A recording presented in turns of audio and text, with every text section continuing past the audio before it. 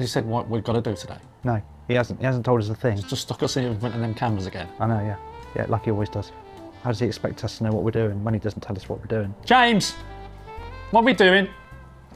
All right, fellas. Come on. James. I've got a little treat for you today. Come on, David. Well, the seasons are changing. You've all got empty kegs at home. So I thought it'd be a nice opportunity for the three of us to jump into the brew school and actually get some beer made. And I've got a special treat for you all. Come on, then, what's that? Well, I've got one for you, Robert. I've got one for you, Martin. Oh, very nice. Are you brewing as well? And then I've got one for myself. Awesome. This could get messy, Good. especially with him brewing.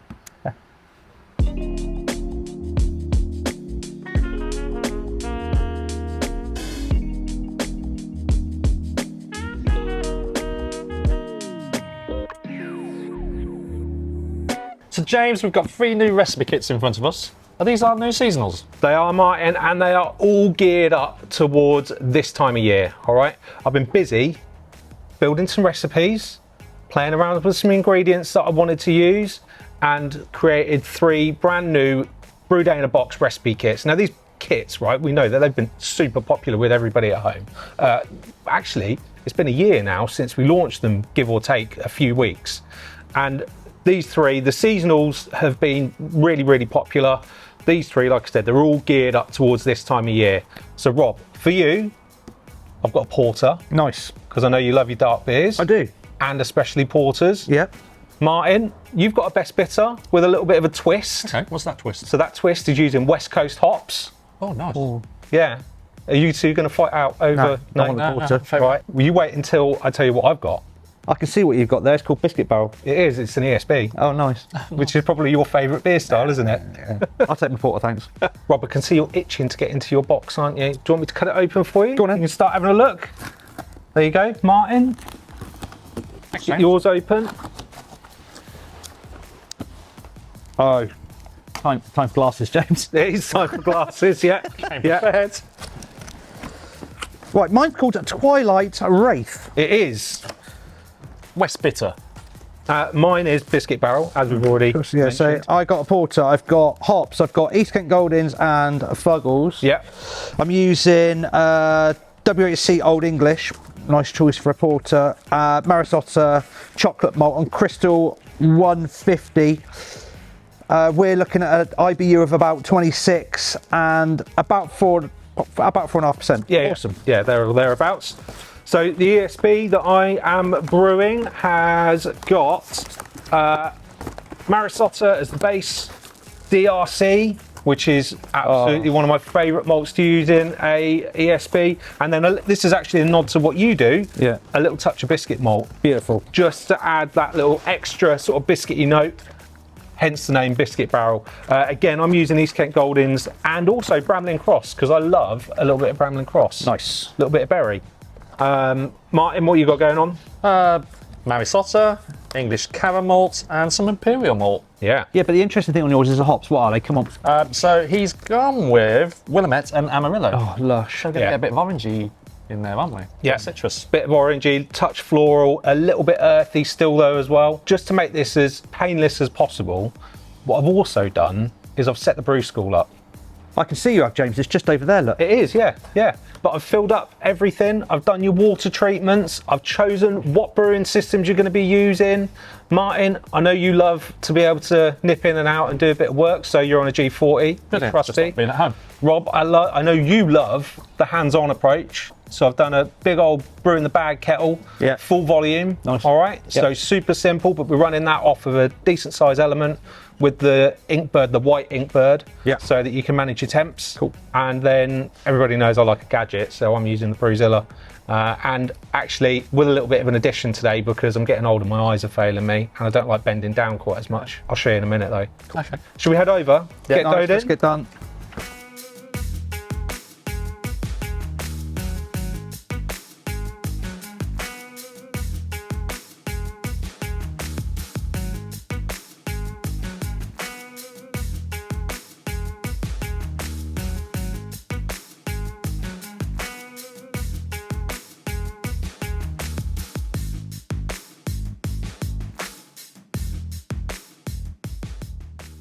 Look, I'm a little intrigued here, James. I've never used the Brewzilla. No, you haven't. You know, I'm grandfather through and through, and I tend to stick with the course of direction that I've been travelling on for a while. What's with the screen up here? Right, well, first off, my eyes are getting a little bit tired. Back. And my back. Okay. So Rob very kindly has mounted one of the screen extensions and mounts up here for the Brewzilla screen. Okay. So it's the same kind of bracket that's actually on the Brewzilla itself that's kind of adjustable, but with some screw holes, so you can literally mount it anywhere. And then we've got an extension cable for the screen. All right, so this comes as an optional extra. Yeah. I love a gadget, right? But I love being able to see that. Now, where I think this really comes into its own is because I'm using a few other bits and pieces with the Brewzilla as well. Clocked this thing hanging off on the side. What's that? So that's the secondary temperature probe. You would know what that is if you'd watched some of my previous Brewzilla videos, Martin, because I've covered it.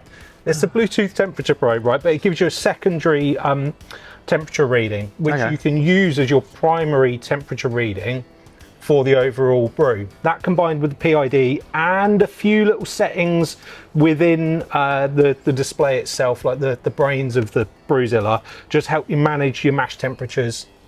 So the Brewzilla's got one thermometer probe built into it, and that's an additional one. So you're almost replicating what's on the G40. You are, but two probes in two different locations. What you're getting with this one is the temperature of inside the mash. Ah. Okay, so at the moment I'm at about 66 degrees. I'm shooting for 67. But how I'm then going to maintain that is I've got the heater set to 45%. I don't want it much higher than about 50% because even with the PID, I found that you can overshoot your temperatures. So you've got PID turned on. I've got the pump recirculating just like 30% just to draw enough liquor from the bottom to sit on top of the mash. I'll probably toggle that a little bit, maybe drop it down to 20 just for the first few minutes of the mash. Just until kind of things are settled down. But yeah, that's my little setup that I've been working on here with the Brewzilla, and for me it just offers me like more data points, more control, more accuracy. The other thing as well is I loaded the profile for this mash into the wrapped portal and then imported it onto here. Okay, so the whole steps of the, all the mash are on there. Yeah. Okay. So yeah, it's way more involved than maybe if you're brewing on a grain father. But I like the gadgets, right? I love the data. I love being able to fiddle with things and try and really dial it in to be super precise. To be honest, when you said you're taking the temperature inside the mash, I just suddenly had pulled pork in my head. You know, it's like putting the probe on your barbecue. You've got the your temperature probe that tells you the air temp. You want to know what's going on inside that meat. Exactly. Okay, cool. Are you getting on, Rob? Oh, good, James. Actually, this is holding temperature really, really well. I've got the white Inkbird on there. I've got it set between a minimum and a maximum temperature. Yeah. So 67.5 it comes on at, and it turns itself off at 68. And I've got some latent heat in there, so it tends to go to 69, and then it drops back down to 67.5. So I'm within a degree or so of my mash temperature, which is absolutely fine. Because we're shooting for 69 on this. Yeah, exactly. Right? Yeah. It smells delicious, right?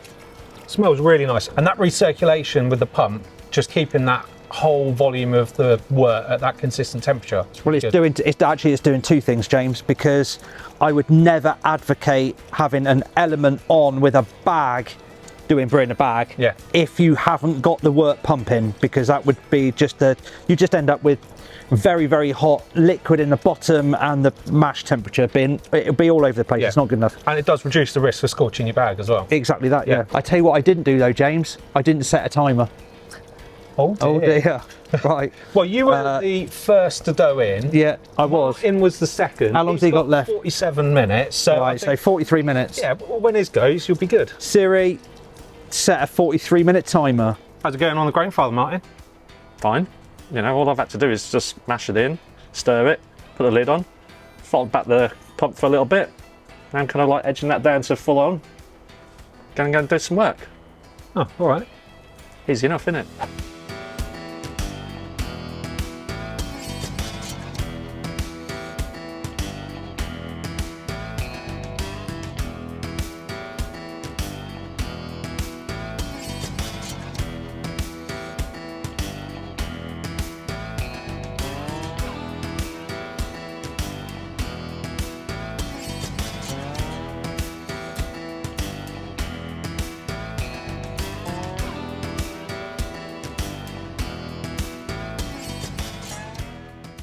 brew day done. How did we get on? Martin, after you. I've got a couple of products listed on the website. I ordered some new beers for Indie Beer Fridge. I don't care about work. We're talking about simply brewing. No, but it was so easy.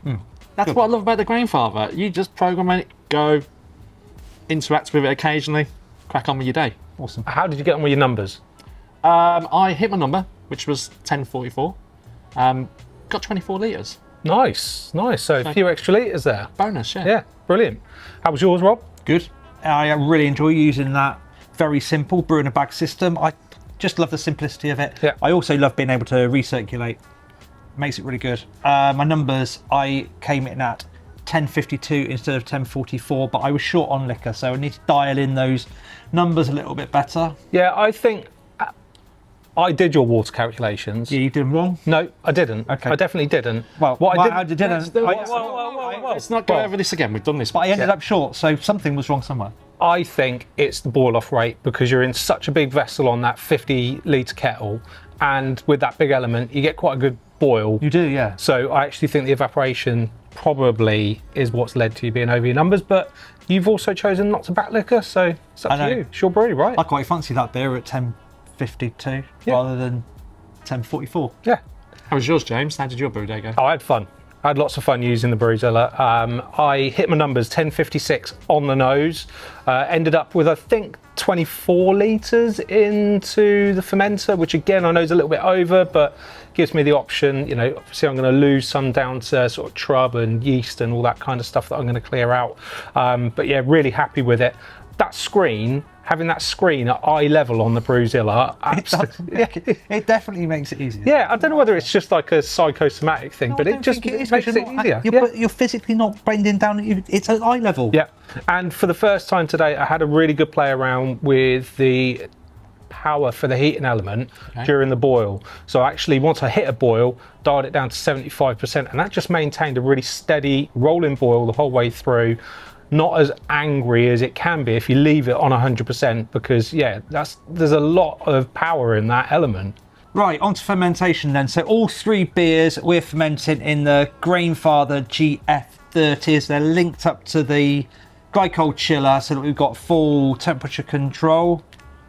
I'm fermenting with Old English, you're fermenting with Old English, you're fermenting with... Saturated. Yeah, and I'm sticking with 20 degrees. I want some of those yeast-driven esters in my beer. I think it really complements the kind of fruity notes from the DRC malt and the Bramlin Cross.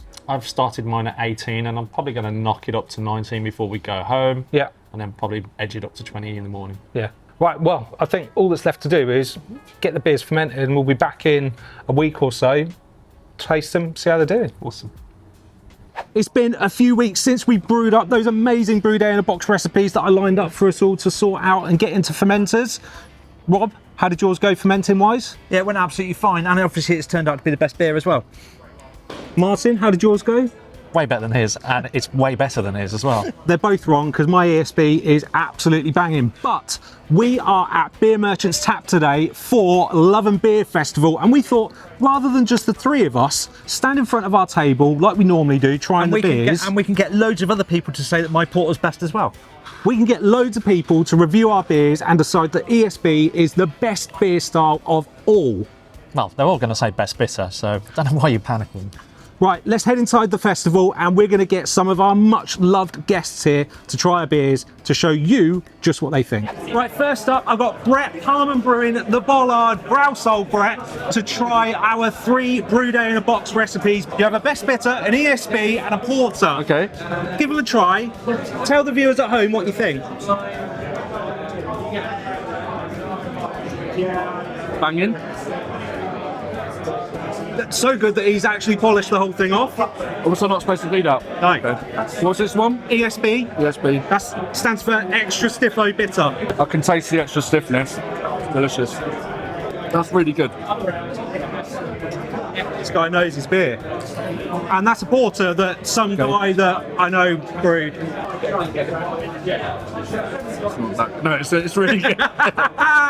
Right, putting you on the spot, which one's your favourite? What, No, they're all empty. the first one. The first one, the best bitter. The best bitter. Interesting. Yeah. That was made with West Coast hops, Okay. Amarillo and Willamette. Nice. Banging. All of them are really good. That's one to Reiki. See you likes Oh. the others next. Sam, how you doing? Yeah, good, thanks. It's How are you? busy in here, isn't it? Crazy, It is busy. yeah. Right, I've got Nice some to be beers. back. Good. I've got some beers for you to try. That's the best bitter. Great. Yeah, lovely, clean. Yeah, really nice. Good, good. ESB. Talk me, I'll take the rubbish. talk me through what that means. Oh, it's extra special bitter, so slightly stronger than the bitter, deeper, maltier flavour. Should get some like raisins and dark fruit flavour out of there with some of the specialty malts that have been included. Yeah, not in a bad way. Like a bit Christmassy, bit festive, Yeah, but not in a bad way. yeah. Yeah. Next, Lovely. porter. Yeah, lovely clean porter. Excellent. I think that's my favourite. It's tricky, tricky, tricky. You don't have to do the song. We put some beers along for you to taste. These are what we brewed from our Brew Day in a Box seasonal brew kits. So this is like Autumn 25. Yep. First beer, best bitter. This bitter. one has got West Coast hops in. And it's subtle, but just kind of give it a little bit of a twist. So I'd kind of like to know what you think about this. Yeah, really nice. A little bit of West Coast kind of citrus, grapefruit Yeah? edge to it, but still really good malt presence. Okay. This is an ESB, which was brewed by James. Okay. Or are you bluffing and telling me that somebody else is? Yeah, malty, quite well- complex. Yeah, well, he's gone for his favourite malt with Yeah. it. You know, his cheats malt, DRC, which adds so much flavour and beautiful colour to a beer of Yeah, that style. lots of layered caramel. He's obsessed with DRC. Very nice. I think if he had another kid, he'd call it DRC. Anyway, this is Rob's Porter. Okay.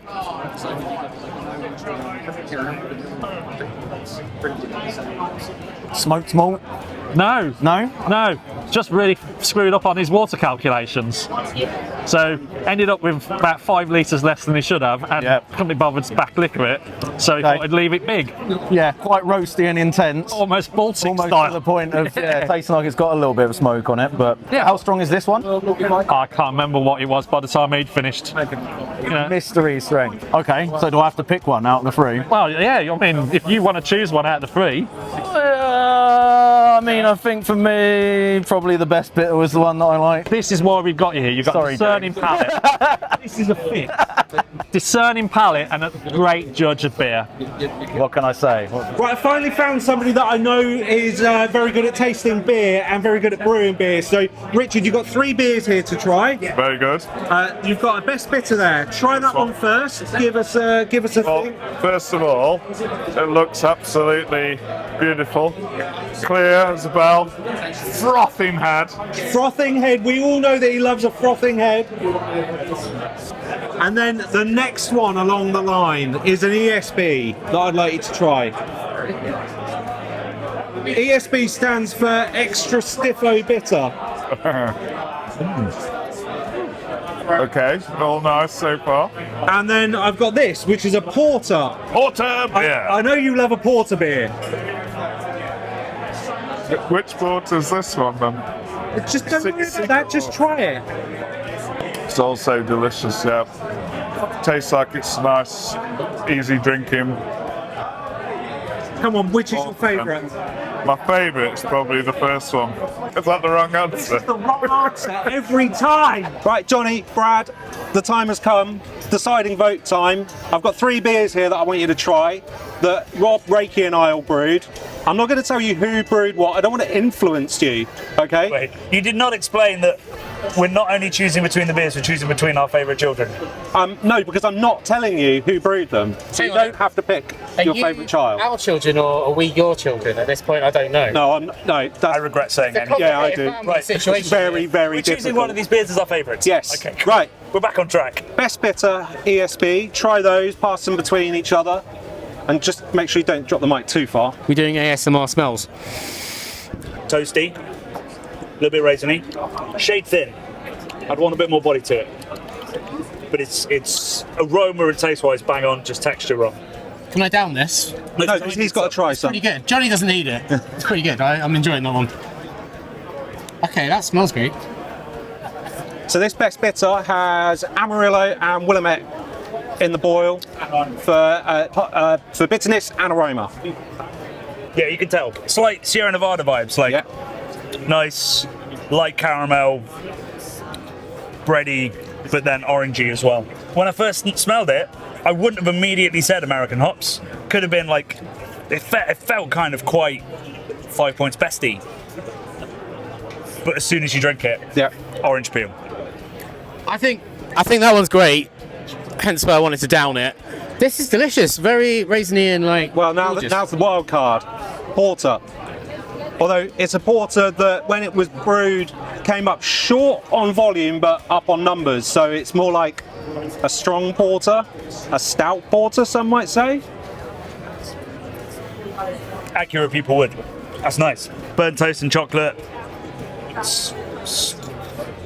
Slightly bad filter coffee. On cask, I drink a lot of that. It smells great. Firstly, they're all delicious. Which one do you want to down, Bradley? Let's break it down in your language. Yeah, we're all good. Right. Come on then. You need to pick. We're back. This one. The best bitter. The West bitter. West is best for me. They're all delicious. I like the raisininess of that one. I'm sticking with this guy. They're all great.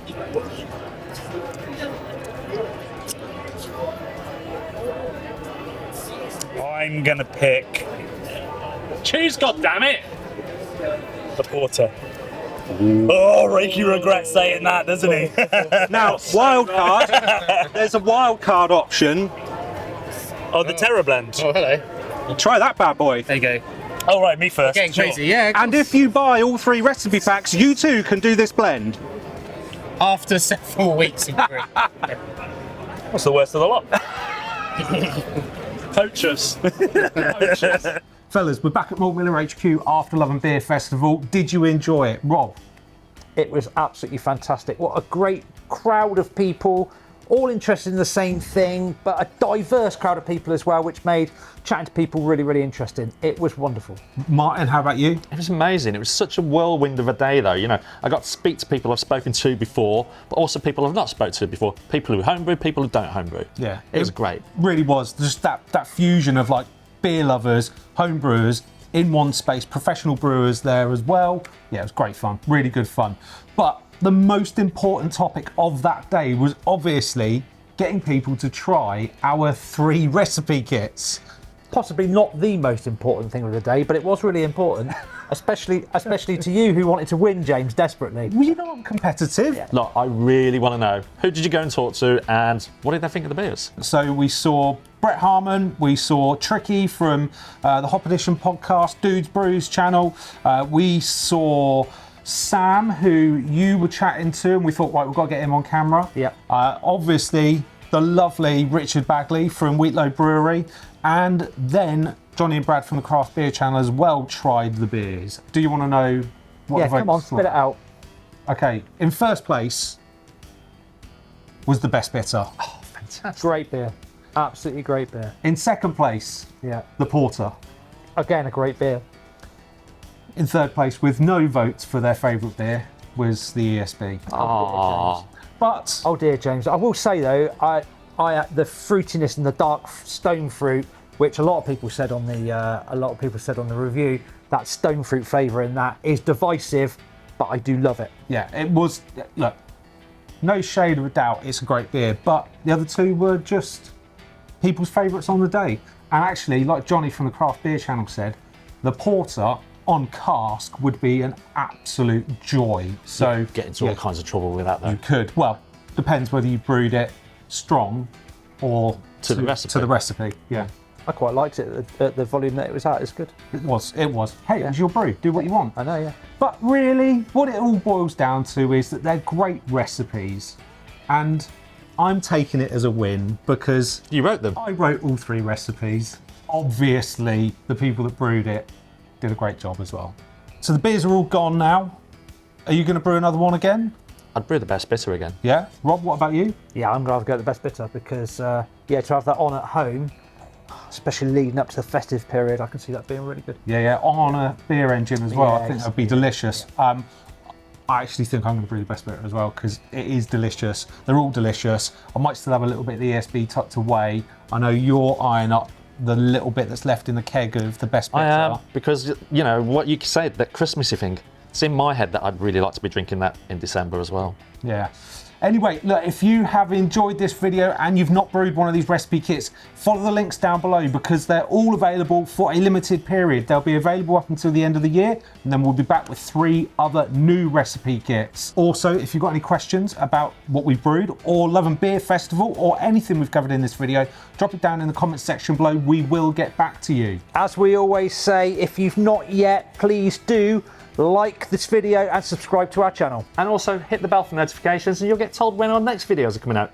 And there's also a big back catalogue you can go and watch. Yes, hundreds of videos now. Other than that, thanks very much for watching. Have a great brew. Cheers.